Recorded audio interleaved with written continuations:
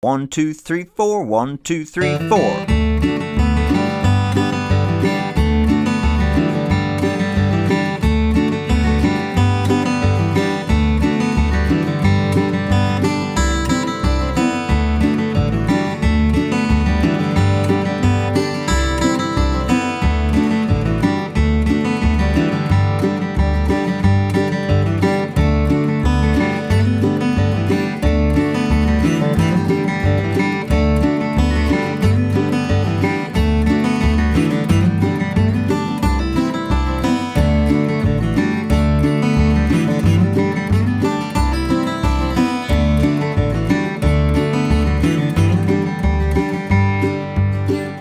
Out there in Guitar Land, Mike Heading here, coming to you with the great old-time song Lazy John in the key of G. My favorite version is by the great fiddle player Bruce Molsky, also a great guitar player, but he plays this on fiddle while singing and playing the melody at the same time, and then harmonizes it with himself playing on the fiddle. So cool. Definitely check out that version.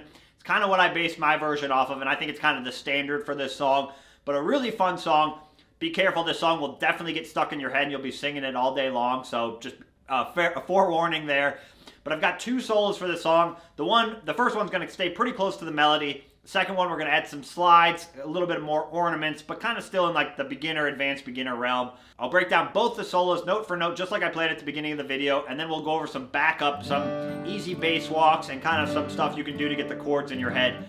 All right, enough talking. Here's Lazy John in the key of G. Here we go. All right, let's start breaking down this first solo to Lazy John in the key of G. This one's going to be a little bit easier than the second solo. Let's play the first 5 measures. That'll be like the opening melody line, and then we'll start breaking it down. Here we go. Do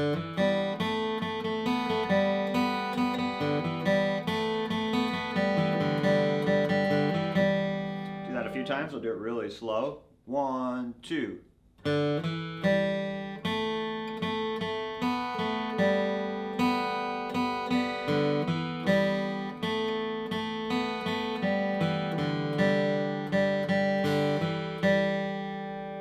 Faster.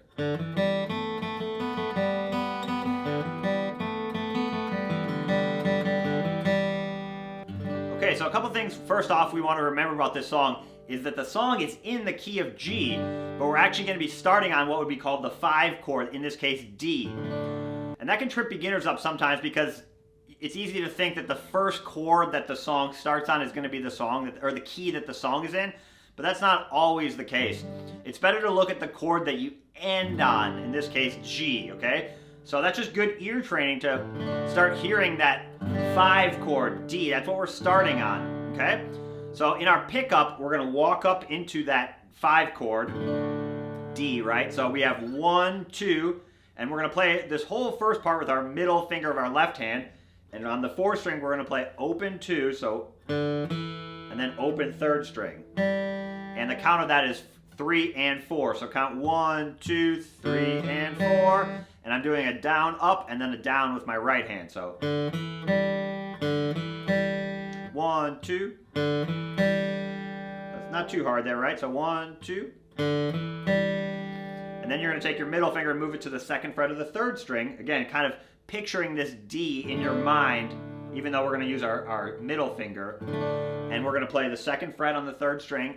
And then down, up on that note, and then open 2nd string, keep your finger down, back to that note, and then open.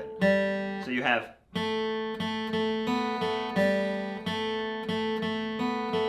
I'm just looping measure 2, so 1, 2, and 3, and 4, down, down, up, down, up, down. Really important you get the pick direction correctly. I've got the pick direction listed below the tab.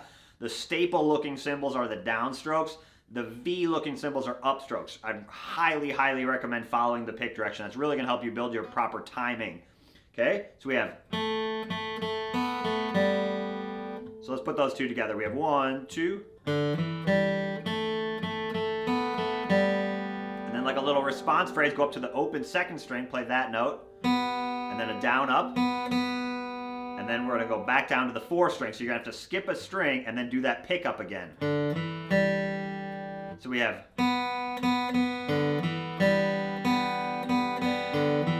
just looping measure 3, okay? And then we have another little similar response, like we're gonna go. of playing with this second frets on the middle 2 strings. So we have down, up, down, up, down, up, and then open 3rd string, and then down, up, and then we pick it back up. So we're using that pickup into the D chord a lot, right? That always that. And then back to G, D, G. Those are the chords. Kind of start hearing that in your head. That's good practice. We have D, G, D, G. That's the part we're working on. So we have.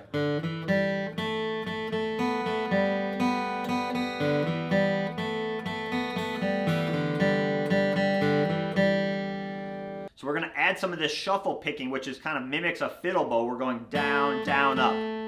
Like, look at it in measure 2. Instead of just playing, like, the most simple version of the melody would probably be this.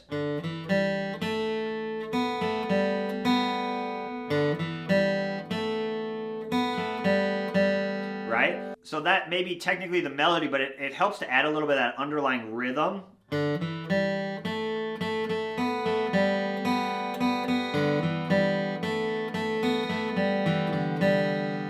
What you kind of want to think about there is a fiddle bow, right? This is based on like a fiddle song. We're going long, short, short, long, short, short, long, short, short. So that kind of shuffle bowing, that's what we're kind of mimicking there. If you just do it on one note, it sounds like that. Or open, right? So we're kind of embedding that kind of like fiddle rhythm into our playing. That's also very important. So let's play those first 5 measures again. Here we go.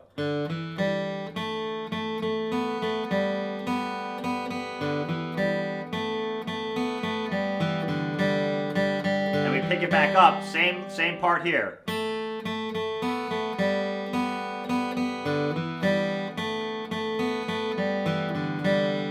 So if you get measures 1 through 5, you essentially have the whole A part down because it just repeats. Measures 6 through the beginning of 9 are exactly the same, right? So practice that as many times as you need to.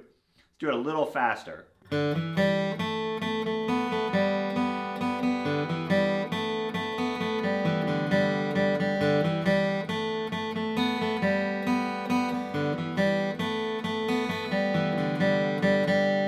Shuffle there again, down, down, up.